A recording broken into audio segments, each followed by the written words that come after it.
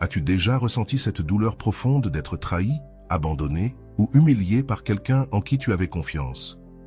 Ce moment où tu sens qu'on t'a arraché le cœur et où ton esprit ne peut penser qu'à comment faire comprendre à cette personne combien elle t'a fait de mal. Les anciens stoïciens ont découvert quelque chose de surprenant. Il existe une forme de vengeance si sophistiquée et dévastatrice que ton agresseur ne pourra jamais retrouver le sommeil en paix. Dans cette vidéo, tu découvriras la méthode la plus puissante pour faire en sorte que ton agresseur se dévore de l'intérieur tout en observant impuissant son ascension. Un coup silencieux qui fera que la personne qui t'a blessé se sentira petite chaque fois qu'elle entendra ton nom ou apprendra tes succès, transformant ton existence en karma le plus douloureux qu'elle ait jamais vécu. 1. La douleur silencieuse. Nous avons tous vécu ce moment où la douleur semble engloutir toute notre âme. Cette sensation de trahison, d'abandon qui fait que notre poitrine se serre et que notre monde s'effondre en quelques secondes. C'est comme si tout ce que nous avions construit nous avait été arraché sans préavis. Peut-être était-ce une relation de plusieurs années qui s'est terminée par une trahison, un ami proche qui nous a poignardé dans le dos, ou même un membre de la famille qui nous a humiliés alors que nous avions le plus besoin de soutien. Cette douleur initiale est comme un poison qui circule dans tout notre corps. Durant les premiers jours, nous avons à peine eu la force de sortir du lit. Le téléphone devient notre pire ennemi. Chaque notification fait accélérer notre cœur avec l'espoir que cette personne s'excusera, reconnaîtra son erreur et demandera pardon. Mais les excuses ne viennent pas. Et lorsque nous voyons des photos de cette personne souriante sur les réseaux sociaux, comme si de rien n'était, la douleur est multipliée par 1000. Nous pleurons cachés dans les toilettes du travail, perdons le sommeil en repassant chaque moment, chaque mot prononcé, en essayant de comprendre où nous avons fait une erreur ou ce que nous aurions pu faire différemment. Les amis tentent de nous consoler en nous disant que ça passera, que le temps guérit tout. Mais à ce moment-là, cela semble impossible à croire.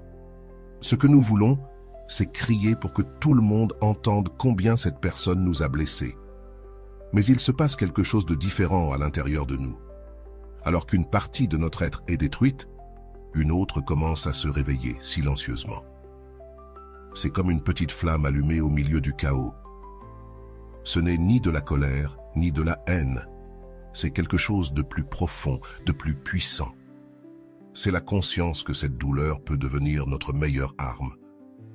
Les anciens stoïciens le savaient déjà. La douleur a un but plus grand que simplement nous faire souffrir. Elle vient nous apprendre quelque chose de précieux sur nous-mêmes. C'est au fond de nous que nous découvrons notre véritable force. Cette personne qui nous a fait du mal n'a aucune idée qu'elle vient de planter la graine de sa propre insignifiance. Lorsqu'une personne nous blesse profondément, elle nous donne, sans le savoir, une option puissante. Nous pouvons nous vautrer dans la douleur ou l'utiliser comme carburant pour une transformation si profonde que cette personne se repentira amèrement le jour où elle nous a sous-estimés. Et c'est là que commence notre vengeance silencieuse. 2. La vengeance silencieuse. Imagine la scène. Pendant que ton agresseur attend de te voir détruit, quémandant des miettes d'attention ou essayant de se défendre par des scandales et des affronts, tu choisis un autre chemin, celui du silence stratégique.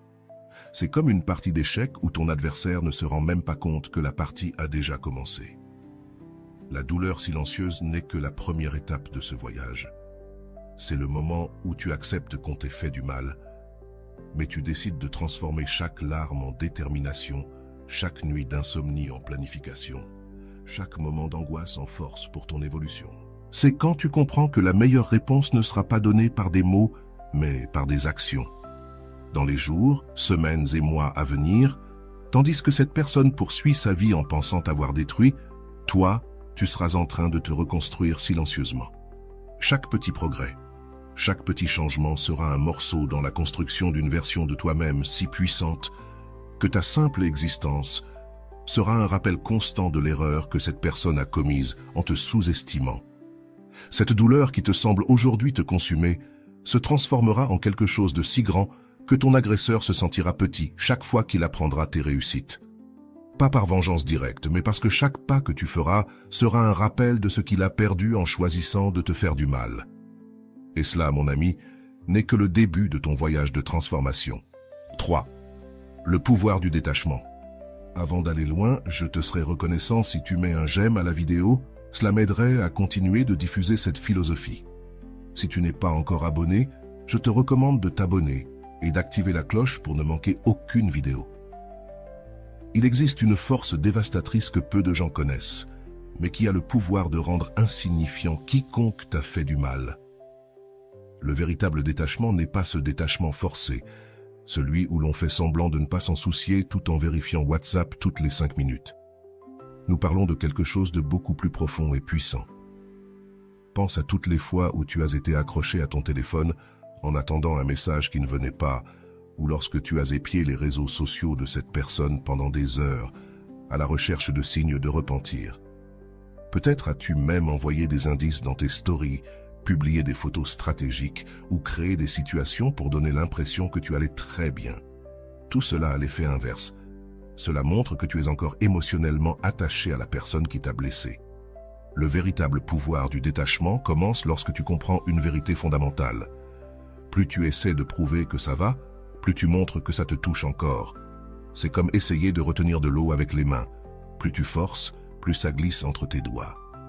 Le véritable détachement, c'est quand tu laisses simplement partir, non pas par stratégie, mais par une compréhension profonde que ton énergie est trop précieuse pour être gaspillée. Imagine une personne qui t'a trahi, humilié ou abandonné.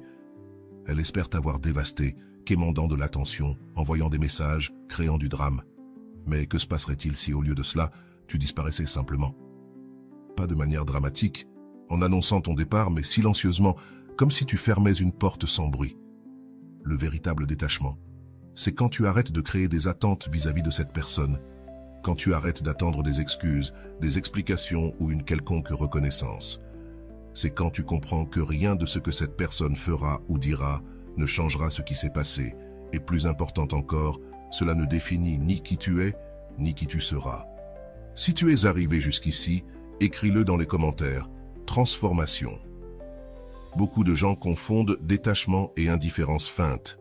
Ils publient des photos en souriant de manière forcée. Ils s'efforcent de montrer qu'ils vont super bien et qu'ils s'en moquent complètement. Mais le véritable détachement est silencieux. C'est à ce moment-là que tu n'as plus besoin de prouver quoi que ce soit à personne, que ton bonheur ne dépend plus de la reconnaissance ou des regrets de celui qui t'a blessé. C'est incroyable de voir à quel point cela affecte ceux qui t'ont fait du mal. Lorsque tu laisses vraiment partir, cette personne perd tout pouvoir sur toi. Il n'y a plus de moyen de te frapper, car tu n'es plus là émotionnellement. C'est comme essayer de frapper une ombre. Il n'y a nulle part où frapper, et cela devient désespérant pour ceux qui sont habitués à avoir un contrôle émotionnel sur les autres. Le véritable détachement se manifeste dans les petites choses. C'est quand tu arrêtes de créer des histoires dans ta tête sur leurs motifs, quand tu arrêtes de planifier ce que tu diras si tu les rencontres, quand ton cœur ne s'accélère plus en voyant une photo ou en entendant le nom de cette personne, non parce que tu te forces à le faire, mais parce que naturellement ton énergie est dirigée ailleurs. Il existe une loi universelle que peu de gens connaissent.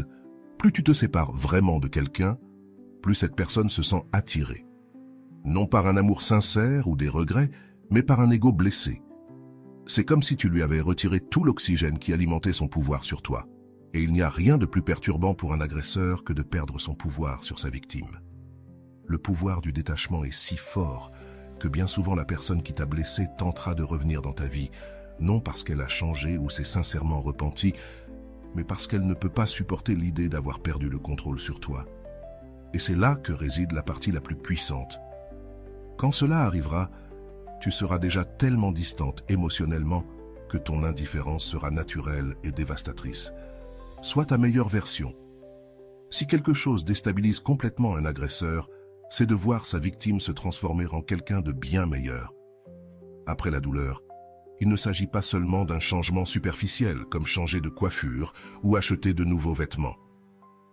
Nous parlons ici d'une métamorphose si profonde qu'elle pousse la personne qui t'a blessé à remettre en question toutes ses décisions. Pense à toutes les fois où tu t'es rabaissé dans cette relation, au moment où tu as étouffé tes rêves, où tu as mis de côté tes objectifs pour satisfaire l'autre. Peut-être as-tu arrêté de faire du sport, abandonné des projets importants ou éloigné des gens que tu aimais. Maintenant, c'est le moment de tout récupérer, mais de manière encore plus puissante. La transformation commence de l'intérieur vers l'extérieur. C'est là que tu décides que chaque minute passée à pleurer se transformera en 1 heure à la salle de sport, chaque moment de tristesse en énergie pour étudier, travailler ou développer un nouveau talent. Pas par vengeance, mais parce que tu as finalement compris que tu mérites d'être ta priorité numéro 1.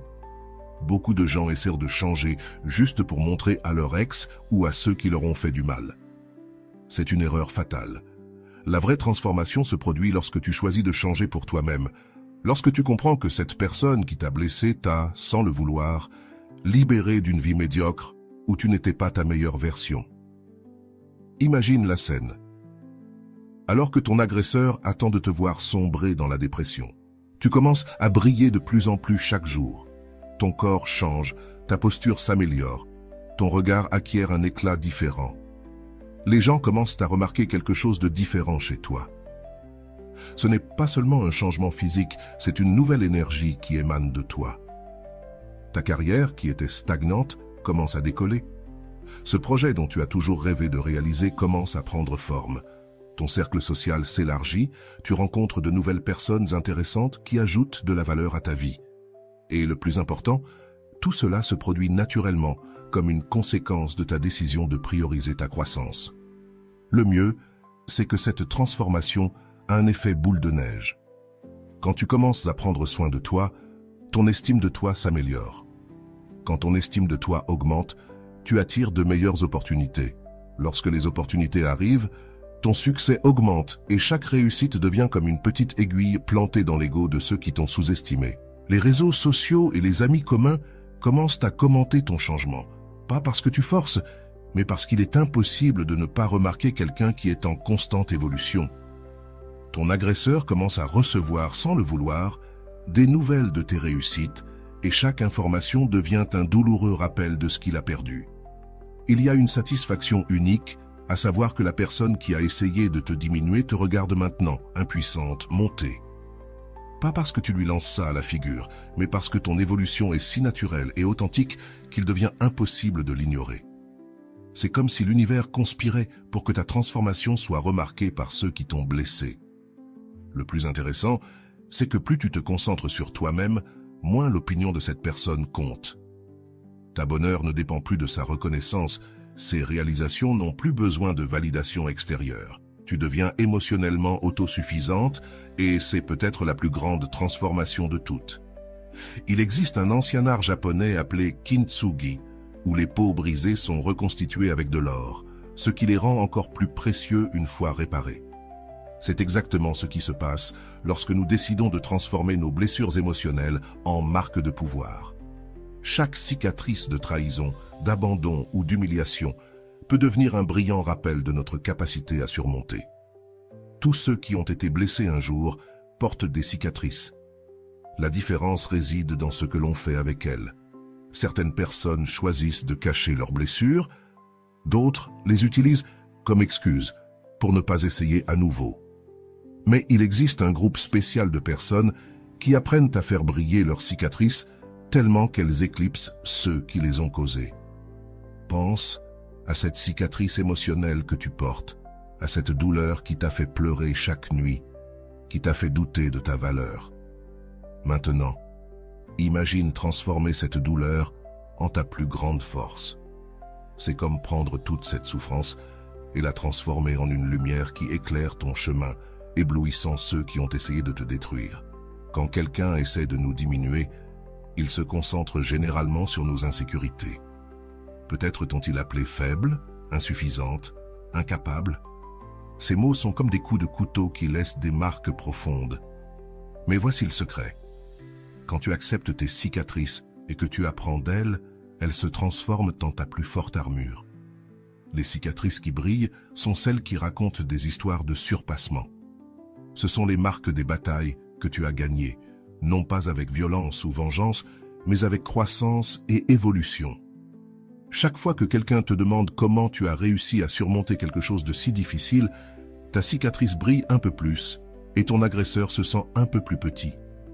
Le processus qui consiste à faire briller tes cicatrices commence lorsque tu cesses de tenter de les cacher. Il ne s'agit pas d'aller raconter tes peines à tout le monde, mais de transformer ta douleur en sagesse. C'est à ce moment-là que tu peux regarder en arrière et dire « Cette expérience m'a rendu plus forte, plus sage, plus préparée. » Les gens commencent à remarquer quelque chose de différent chez toi. Ce n'est plus ce regard de victime, mais l'éclat de quelqu'un qui porte ses cicatrices avec fierté. Ton agresseur s'attendait à te voir détruite, mais il trouve une personne qui a transformé chaque blessure en un insigne d'honneur. C'est dévastateur pour quiconque a essayé de te briser. Ces brillantes cicatrices servent aussi d'inspiration pour les autres. Quand tu transformes ta douleur en lumière, les personnes dans des situations similaires s'approchent, cherchant à comprendre comment tu as fait. Ton exemple devient un phare pour ceux qui sont encore dans l'obscurité, et cela fait réaliser à ton agresseur qu'il a échoué dans sa tentative de te détruire. Ce qui est le plus puissant dans tout cela, c'est que tes cicatrices brillantes deviennent un rappel constant pour ceux qui t'ont blessé de l'erreur qu'ils ont commise. Chaque fois que cette personne entend parler de la façon dont tu as surmonté ce moment difficile, chaque fois qu'elle voit comment tu as transformé la douleur en force, c'est comme si tes cicatrices brillantes éclipsaient toute tentative qu'elle ferait de se sentir supérieure. Avec le temps, tu te rends compte que tes cicatrices ne sont pas des marques de faiblesse, mais des symboles de ta résilience. Elles sont la preuve vivante que non seulement tu as survécu, mais que tu es devenu quelqu'un de bien plus fort et précieux. Et il n'y a pas de revanche plus douce que de voir celui qui t'a fait du mal se rendre compte que ses tentatives de te détruire n'ont fait que te rendre plus puissant. Quand nous parlons de pardon, beaucoup de gens lèvent le nez. Après tout, pourquoi pardonner à quelqu'un qui nous a fait tant de mal? Mais il existe un type spécial de pardon que peu connaissent. Un pardon qui n'a rien à voir avec la bonté ou l'amour du prochain. C'est le pardon stratégique et calculé, qui a le pouvoir de faire sentir à ton agresseur qu'il est de plus en plus petit chaque jour qui passe. Le pardon stratégique ne signifie pas oublier ce qui s'est passé ou donner une nouvelle chance à la personne qui t'a blessé. Au contraire, c'est lorsque tu ne pardonnes pas à l'autre, mais à toi-même. C'est comme lâcher un poids qui te tirait vers le bas, mais d'une manière si élégante qu'elle laisse ton agresseur complètement désarmé. Imagine la scène. Pendant que cette personne attend de te voir pleine de douleur, de ressentiment et de désir de vengeance, tu choisis simplement de pardonner. Non, ce n'est pas ce pardon forcé de ceux qui disent « je te pardonne » avec les dents serrées, mais un pardon tellement sincère qu'il fait que l'autre se demande si vraiment il avait un pouvoir sur toi. Il y a quelque chose de très perturbant pour un abuseur quand sa victime le pardonne vraiment. C'est comme si tu lui enlevais tout le pouvoir de te faire souffrir. Quand tu gardes rancune, cette personne a encore du contrôle sur tes émotions. Mais quand tu pardonnes stratégiquement, c'est toi qui prends le contrôle du jeu. Le pardon stratégique a des phases.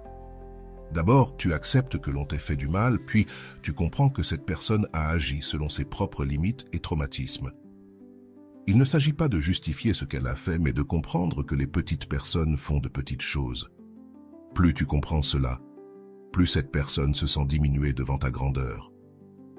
Beaucoup de gens confondent le pardon avec la réconciliation. Le pardon stratégique ne signifie pas revivre ou maintenir une relation avec la personne qui t'a fait du mal. En fait, c'est tout le contraire. Tu pardonnes et tu poursuis ta vie comme si cette personne n'avait jamais été importante. C'est dévastateur pour l'ego de la personne qui t'a blessé. Quand tu pardonnes stratégiquement, quelque chose d'intéressant se produit. Les gens autour de toi commencent à te voir différemment. Alors que ton accusateur s'attendait à ce que tout le monde te voie comme une personne amère et vengeresse, toi, tu émergeais comme une personne évoluée et mûre. Le contraste entre ton attitude élevée et la petitesse de celui qui t'a fait du mal devient de plus en plus évident. Le pardon stratégique a aussi un puissant effet secondaire. Il libère ton énergie pour des choses plus importantes. Tandis que ton accusateur perd son temps à justifier ses actions ou à attendre sa vengeance, toi, tu te concentres sur ta croissance, ton évolution et sur le fait de briller de plus en plus. C'est comme si le pardon laissait de l'espace pour que ta lumière brille encore plus. Une des parties les plus intéressantes du pardon stratégique, c'est qu'il fait souvent que ton accusateur se sent confus et mal à l'aise. Les personnes qui blessent les autres s'attendent à de la colère, de la douleur, des tentatives de vengeance. Quand elles trouvent un pardon sincère, elles se sentent désorientées. C'est comme si tu avais complètement changé les règles du jeu qu'elles connaissaient. Le sommet du pardon stratégique est quand tu arrives au point de remercier réellement, intérieurement, pour tout ce qui s'est passé. Pas parce que ça a été agréable d'être blessé, mais parce que cette expérience t'a transformé en quelqu'un de bien supérieur à ce que tu étais avant. Et il n'y a rien de plus perturbant pour un abuseur que de voir sa victime le remercier pour la libération qu'il lui a apportée, sans le savoir. Il y a une phrase célèbre qui dit que le succès est la meilleure vengeance, mais peu comprennent le véritable pouvoir destructeur que le succès a sur ceux qui ont essayé de nous diminuer. On ne parle pas seulement d'argent ou de statut, on parle d'un succès tellement complet et accablant qu'il fait que l'abuseur se sent de plus en plus petit, rien qu'en existant. Pense à toutes les fois où cette personne a essayé de te convaincre que tu n'étais pas capable. Peut-être t'a-t-elle dit que tu ne pourrais jamais rien obtenir de mieux, que tu rêvais trop grand, que tu devrais te contenter de moins. Maintenant, imagine transformer chaque mot de doute en un échelon vers ton ascension. Le véritable succès commence quand tu cesses d'essayer de prouver quelque chose à la personne qui t'a fait du mal et que tu commences à te prouver à toi-même de quoi tu es capable. C'est alors que chaque critique, chaque humiliation, chaque tentative de te diminuer devient du combustible pour ton évolution. Comme une fleur qui pousse sur le bitume, tu fleuris exactement là où on a essayé de t'écraser. Les personnes qui nous font du mal projettent souvent leurs propres limites sur nous. Quand quelqu'un te dit que tu ne réussiras pas, en réalité, il parle de ses propres peurs et échecs. C'est pourquoi le succès est si dévastateur. Chaque accomplissement de ta part est un miroir qui reflète la médiocrité de ceux qui ont essayé de te limiter. Le succès comme réponse à bien des formes.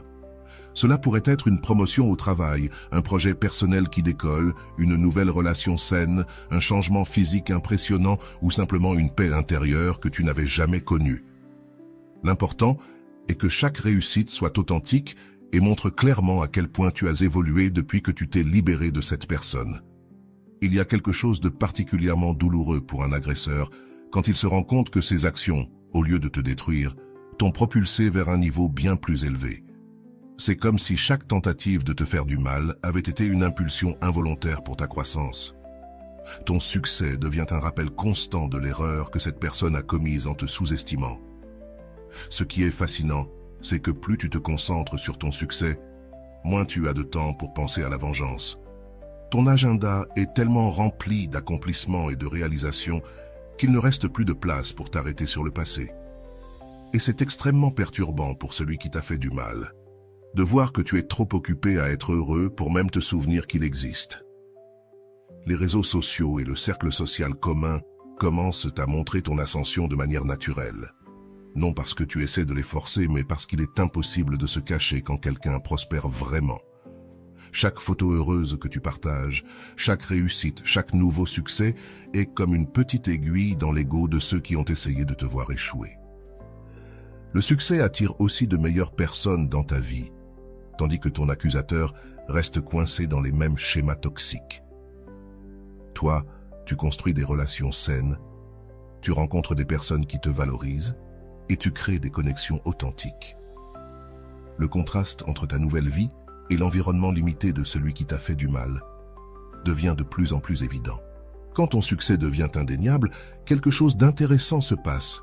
Ton accusateur commence à essayer de revendiquer un peu de crédit pour ton évolution. Il peut essayer de dire qu'il a toujours cru en toi ou qu'il savait que tu pouvais le faire. C'est à ce moment-là que son silence et son indifférence deviennent la réponse la plus dévastatrice possible. Il existe un type de force qui ne se montre pas par des cris ou des menaces, une force tellement puissante qu'elle fait paraître toute agression petite et insignifiante. C'est la véritable force intérieure, celle qui naît précisément dans les moments où on a essayé de te briser, mais sans le savoir, ils t'ont rendu indestructible. Beaucoup de gens confondent la force intérieure avec la dureté. Ils pensent qu'ils doivent construire des murs, devenir froids et insensibles. Mais la véritable force intérieure est comme l'eau. Elle peut être douce et tranquille, mais elle a le pouvoir de traverser même les roches avec le temps. C'est cette force silencieuse qui fait que ton accusateur réalise qu'il a échoué misérablement dans sa tentative de te détruire. Pense à combien de fois tu t'es senti faible après une trahison, un abandon ou une humiliation. Ces moments où son désir était que tu disparaisses du radar, mais quelque chose en toi, une petite voix qui refusait de se rendre, continuait à te pousser en avant. Cette voix, c'est ta force intérieure qui commence à se réveiller. La force intérieure se manifeste dans les petites décisions quotidiennes. C'est lorsque tu choisis de te lever du lit malgré le poids du monde sur tes épaules. Quand tu décides de sourire, ce n'est pas pour démontrer que tu vas bien, mais parce que tu comprends que ton bonheur ne dépend pas de qui te fait du mal. Là, tu commences à prendre des décisions basées sur ta valeur, non sur la peur d'être seul. Il y a quelque chose de très perturbant pour un abuseur quand sa victime développe une véritable force intérieure. Ce n'est pas cette force artificielle de ceux qui essaient de paraître durs, c'est une force qui provient d'une paix profonde, d'une véritable autoconnaissance. C'est à ce moment-là que tu arrêtes de chercher l'approbation de cette personne et que tu commences à avancer guidé par ta propre boussole intérieure. La force intérieure se manifeste aussi dans la manière dont tu fais face aux nouveaux défis. Avant, tu pouvais te désespérer pour de petits problèmes. Maintenant, tu affrontes des obstacles plus grands avec une sérénité impressionnante. Ton accusateur, qui attendait de te voir t'effondrer, trouve quelqu'un qui est devenu émotionnellement incassable. Une des manifestations les plus puissantes de la force intérieure est quand tu peux être dans le même environnement que la personne qui t'a fait du mal sans te déstabiliser. Il ne s'agit pas de faire semblant de ne pas t'en soucier, il s'agit d'avoir évolué à un niveau où cette personne n'a plus le pouvoir d'affecter ta paix. Cela est absolument dévastateur pour quiconque a tenté de te rabaisser. Avec le développement de la force intérieure, tes choix changent naturellement. Tu commences à attirer des personnes et des situations qui correspondent à ton nouveau niveau d'énergie. Pendant que ton accusateur reste pris dans les mêmes schémas toxiques, toi, tu construis une vie fondée sur des choix conscients et une responsabilité personnelle. Ce qui est le plus intéressant, c'est que ta force intérieure inspire les autres. Sans t'en rendre compte, tu deviens un exemple vivant de résilience. Les personnes qui vivent des situations similaires commencent à te chercher, voulant comprendre comment tu as fait. Et chaque histoire de quelqu'un que tu inspires est comme une gifle dans le visage de ceux qui ont essayé de te voir détruit. La vraie force intérieure possède un pouvoir silencieux qui fait que ton accusateur se sent de plus en plus petit. Pas parce que tu essaies de l'abaisser, mais parce que ton évolution met en lumière la petitesse de ceux qui ont besoin de faire du mal aux autres pour se sentir puissants. C'est comme si ta force intérieure était un miroir qui reflète constamment la faiblesse de cette personne qui a besoin de blesser les autres. Le contrôle émotionnel est une arme silencieuse que peu maîtrisent, mais qui a le pouvoir de déstabiliser complètement tout agresseur. Le contrôle émotionnel absolu, on ne parle pas de réprimer les émotions ou de faire semblant de ne rien ressentir. On parle d'une maîtrise si profonde de tes réactions que ton accusateur perd complètement son pouvoir sur toi. Pense aux fois où cette personne a réussi à te mettre en colère. Combien de nuits as-tu perdu à cause d'une remarque? Combien de fois as-tu joué à leurs jeux émotionnels, répondant à des messages qui ne faisaient que te rendre malade? Le contrôle émotionnel, c'est l'opposé de tout ça. C'est apprendre à choisir tes batailles et surtout tes réactions. La plupart des gens qui nous blessent ont un schéma. Ils attendent de nous voir hors de contrôle, en train de pleurer, de mendier ou de nous battre. Quand tu développes le contrôle émotionnel, c'est comme si tu jouais un jeu différent. Pendant que ton accusateur tente de se moquer de toi, tu restes d'une calme profondeur qui le fait se demander s'il a eu un jour du pouvoir sur toi. Le contrôle émotionnel commence par de petites victoires. C'est quand tu vois un message indirect sur les réseaux sociaux et au lieu de répondre, tu souris simplement et tu continues ta journée. C'est alors que tu rencontres cette personne par hasard et au lieu de montrer du stress, tu agis comme si c'était un inconnu dans la rue. Chaque petit moment de contrôle est une défaite pour ceux qui essaient de te déstabiliser. Il y a quelque chose de particulièrement perturbant pour un abuseur quand sa victime montre un contrôle émotionnel absolu. C'est comme si toutes les armes qu'il a utilisées contre toi perdaient leur effet. Les moqueries qui te faisaient rester éveillé la nuit semblent maintenant comme des tentatives pathétiques d'attirer l'attention. Les jeux émotionnels qui te touchent deviennent si évidents qu'ils sont prévisibles. Si tu es arrivé jusqu'ici, Écris-le dans les commentaires. Transformation. Le contrôle émotionnel se manifeste aussi dans la manière dont tu communiques. Tes mots deviennent plus mesurés, tes réponses plus calculées. Non par froideur, mais par sagesse. Quand tu as besoin d'interagir avec la personne qui t'a fait du mal, tu le fais avec une tranquillité si authentique qu'elle laisse cette personne complètement désemparée. L'un des aspects les plus puissants du contrôle émotionnel est qu'il te permet de voir clairement les jeux et manipulations qui t'affectaient autrefois. C'est comme si tu avais développé un radar pour détecter les tactiques toxiques. Pendant que ton accusateur tente de répéter les mêmes stratégies, toi, tu es 2 pas en avance, complètement immunisé contre ces tentatives de manipulation. Les gens autour de toi commencent à remarquer ce changement. Pendant que ton accusateur tente de créer du drame et de la confusion, toi, tu maintiens une posture équilibrée et mature. Le contraste est si évident que même ceux qui ne connaissent pas toute l'histoire peuvent discerner qui est vraiment la personne toxique dans cette situation. Le contrôle émotionnel a un effet intéressant. Plus tu le développes, plus ton accusateur perd le contrôle. C'est comme si ta sérénité forçait cette personne à montrer son vrai visage. Tandis que tu maintiens ton calme, il se déstabilise de plus en plus, montrant à tous qui tu es vraiment. La plus grande preuve de ton contrôle émotionnel se produit lorsque ton accusateur tente d'utiliser des informations du passé contre toi. Ces histoires qui te faisaient pleurer, ces secrets qui te rendaient vulnérable, n'ont désormais plus aucun pouvoir. Tu as développé une telle force intérieure que ton passé fait maintenant partie de ton histoire de résilience. Il existe une liberté dévastatrice que peu découvrent après avoir été blessés, la vie sans ancrages émotionnels. C'est à ce moment-là que tu comprends enfin que toutes ces chaînes qui te liaient à la personne qui t'a fait du mal étaient en réalité tes choix. Et maintenant, tu choisis d'être libre d'une manière si totale que ton abuseur se rend compte qu'il a perdu tout pouvoir sur toi. Beaucoup de gens passent des années enfermés dans les mêmes histoires douloureuses, les mêmes relations toxiques, les mêmes excuses pour ne pas changer. Ce sont comme des ancres lourdes qui empêchent une personne de naviguer vers des eaux plus profondes et plus libres. Mais il y a un moment magique où tu choisis de lâcher toutes ces ancres en même temps. Pense à toutes les fois où tu t'es limité à cause de cette personne. Combien d'opportunités as-tu perdues? Combien de rêves as-tu mis de côté? Combien de fois as-tu dit « je ne peux pas » ou « je n'y arrive pas » parce que quelqu'un a planté ses limitations dans ton esprit? La vie sans encre commence lorsque tu décides qu'aucune personne n'a ce pouvoir sur toi. L'une des ancres les plus lourdes que nous portons sont les souvenirs douloureux. Il ne s'agit pas d'oublier ce qui s'est passé, mais de te débarrasser du pouvoir que ces souvenirs ont sur toi. C'est le moment où tu arrêtes de laisser le passé déterminer ton présent.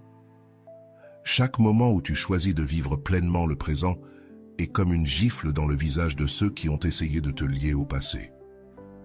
La véritable liberté a un effet perturbateur sur ceux qui ont essayé de te contrôler. Lorsque tu te débarrasses des ancres émotionnelles, cette personne perd toutes ses formes de manipulation. Il n'y a plus de chantage émotionnel qui fonctionne, plus de menaces qui t'affectent, plus de jeux psychologiques qui te piègent. Les gens commencent à remarquer une légère différence chez toi. Ce n'est pas cette fausse joie des personnes qui fuient la douleur, mais une véritable liberté. De ceux qui ne portent plus de poids inutiles, ton sourire devient plus vrai, tes pas plus légers, tes décisions plus courageuses. C'est comme si tu t'étais débarrassé d'un sac à dos rempli de pierres. L'une des parties les plus puissantes de la vie sans ancrage, c'est que tu commences à prendre des décisions basées sur ta croissance, pas sur ta peur. Tu déménages dans une autre ville si tu le veux. Tu changes de travail quand tu sens que c'est le moment. Tu rencontres de nouvelles personnes sans peur de te blesser à nouveau. Chaque décision libre que tu prends est un rappel pour ton agresseur que tu ne te définis plus par lui. Ce qui est intéressant, c'est que lorsque tu te libères des ancres émotionnelles, ton agresseur essaie souvent de créer de nouvelles façons de t'attraper. Cela peut être à travers des amis communs, des histoires du passé ou même en essayant de créer de nouveaux drames. Mais il est trop tard. Tu as découvert ce que c'est que de voler sans poids, et rien ne peut plus t'arrêter. Vivre sans ancrage signifie aussi que tu arrêtes de t'inquiéter de ce que cette personne pense ou dit de toi. Les commentaires malveillants, les rumeurs, les tentatives de ternir ton image, tout cela perd son pouvoir lorsque tu es véritablement libre. C'est comme si tu étais sur une fréquence si élevée que ces basses vibrations ne te touchent même plus. La véritable vie sans ancrage, c'est quand tu arrives au point où tu peux remercier la personne qui t'a blessé, non pas parce qu'elle t'a fait du mal, mais parce qu'elle a été le catalyseur de ta libération. Lorsque tu te rends compte que chaque tentative de te retenir t'a seulement appris à être plus libre, tu atteins un niveau de libération que ton agresseur ne pourra jamais comprendre. Il existe une sagesse stoïcienne ancienne, gardée pendant des siècles par les philosophes stoïciens, qui a le pouvoir de transformer n'importe quelle blessure en force. Il ne s'agit pas de théories compliquées ou de mots durs, mais d'une sagesse pratique et puissante qui fait que ton agresseur se rend compte qu'il t'a, sans le vouloir, transformé en quelqu'un de bien supérieur. Les stoïciens le savaient déjà. La vie ne consiste pas à ce qui t'arrive, mais à la manière dont tu réponds à ce qui t'arrive. Lorsque quelqu'un te blesse, tu as deux options. Tu peux t'attarder dans la douleur ou utiliser cette expérience comme carburant pour ton évolution. La sagesse stoïcienne t'enseigne à transformer chaque coup en un tremplin pour ton ascension. Imagine que ta vie soit comme un jeu de cartes. Tu ne peux pas contrôler les cartes que tu reçois, mais tu peux contrôler comment tu joues. Lorsque quelqu'un te trahit, t'abandonne ou t'humilie, c'est comme recevoir une mauvaise main. La sagesse stoïcienne t'enseigne à jouer ces mauvaises cartes et à finir par gagner le jeu de la vie. L'un des principes les plus puissants du stoïcisme est que personne ne peut te blesser sans ton consentement. Ce n'est pas que la douleur n'existe pas. Elle existe, mais tu apprends à utiliser cette douleur comme un maître, pas comme un bourreau.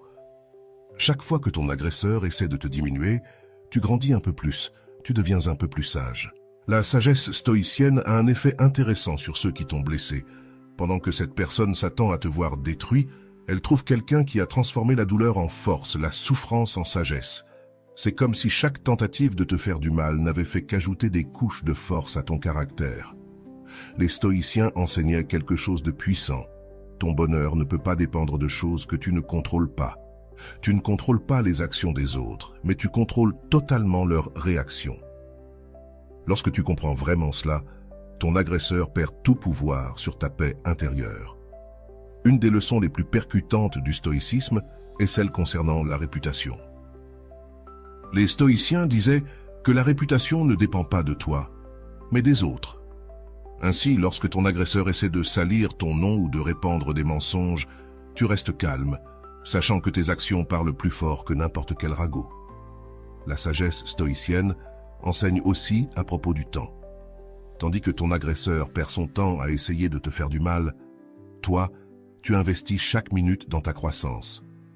C'est comme une course où il est trop occupé à essayer de te ralentir pour se rendre compte que tu es déjà à des kilomètres devant. Il y a une tranquillité spéciale qui vient avec la sagesse stoïcienne. C'est alors que tu comprends que rien d'extérieur n'a de pouvoir réel sur ta paix intérieure. Ton agresseur peut essayer 1000 façons de te déstabiliser, mais il trouvera quelqu'un de tellement concentré sur ses valeurs que rien ne pourra le secouer. Le pinacle de la sagesse stoïcienne, c'est quand tu te rends compte que ton agresseur a été, sans le savoir, ton meilleur maître. Chaque blessure t'a appris la force, chaque trahison, la loyauté, chaque humiliation, la dignité. Tu deviens tellement supérieur à ce que tu étais avant que ta simple existence devienne une leçon pour ceux qui ont essayé de te détruire. La transformation silencieuse est celle qui se produit de manière si naturelle et discrète que, quand ton agresseur s'en rend compte, tu es déjà devenu quelqu'un de complètement différent et inaccessible. La transformation silencieuse, c'est comme une chenille qui se transforme en papillon. De l'extérieur, on dirait qu'il ne se passe rien, mais à l'intérieur, une métamorphose complète est en cours. Tandis que ton agresseur pense que tu es piégé dans le temps, tourmenté par la douleur, tu te reconstruis secrètement en quelque chose de bien plus puissant. Le pouvoir de cette transformation réside précisément dans le silence.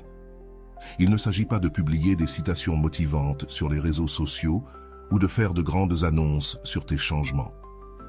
Il s'agit de laisser les résultats parler d'eux-mêmes. Chaque petit changement, chaque petite victoire s'ajoute silencieusement jusqu'à ce que le résultat final soit impossible à ignorer. Pense à la façon dont l'eau transforme une roche. Ce n'est pas avec un seul coup fort, mais avec des gouttes constantes, jour après jour. Sa transformation silencieuse fonctionne de la même manière. Chaque jour où tu choisis de grandir au lieu de te venger, chaque moment où tu investis en toi plutôt que de nourrir le ressentiment est une goutte qui, avec le temps, transformera complètement ta réalité. Ce qui est intéressant avec la transformation silencieuse, c'est qu'elle surprend totalement ton agresseur. Tandis qu'il s'attend à te voir réagir, lutter ou essayer de prouver quelque chose, tu construis silencieusement une version tellement supérieure de toi-même que, lorsqu'il se rendra compte de ce qui se passe, il sera trop tard pour essayer de te diminuer. Cette transformation se produit en plusieurs couches. Sa façon de parler change subtilement. Sa posture devient plus assurée. Son regard gagne en éclat. Ce sont des changements si graduels que ceux qui te voient tous les jours ne les remarquent à peine. Mais quand quelqu'un te retrouve après des mois, l'impact est écrasant. L'un des aspects les plus puissants de la transformation silencieuse est qu'elle se produit de l'intérieur vers l'extérieur. Il ne s'agit pas de changements superficiels, mais d'une révolution intérieure si profonde qu'elle se manifeste dans tous les aspects de ta vie. Ton agresseur peut essayer de copier tes changements externes, mais il ne pourra jamais répliquer ton évolution intérieure. Les personnes autour de toi commencent à remarquer quelque chose de différent, même sans pouvoir expliquer exactement ce que c'est. C'est comme si tu émettais une nouvelle énergie, une présence plus forte. Ton agresseur, qui s'attendait à te voir avec des cicatrices visibles, trouve quelqu'un qui a transformé chaque blessure en une source secrète de pouvoir. La transformation silencieuse a aussi un effet intéressant sur ton cercle social. Sans faire de bruit, tu commences naturellement à attirer des personnes qui vibrent sur ta nouvelle fréquence et à t'éloigner de ceux qui sont encore piégés dans des schémas toxiques. Ton agresseur se sent impuissant, non seulement parce qu'il perd son pouvoir sur toi, mais aussi parce qu'il perd sa place dans ton monde. Le sommet de la transformation silencieuse, c'est quand ton agresseur essaie de reprendre contact et se rend compte qu'il fait face à quelqu'un de complètement différent. Non pas parce que tu fais semblant ou essaie de prouver quelque chose, mais parce que tu es devenu une personne qu'il ne peut plus manipuler ni blesser. C'est comme essayer d'utiliser une vieille clé dans une serrure qui a été complètement changée. Et voilà, j'espère que vous avez trouvé beaucoup de valeur dans cette vidéo. Merci d'être resté jusqu'à la fin de cette vidéo, j'adore quand vous faites ça. Si vous en voulez plus, vous pouvez écrire en commentaire « J'en veux encore plus ». J'espère vous revoir dans une autre vidéo.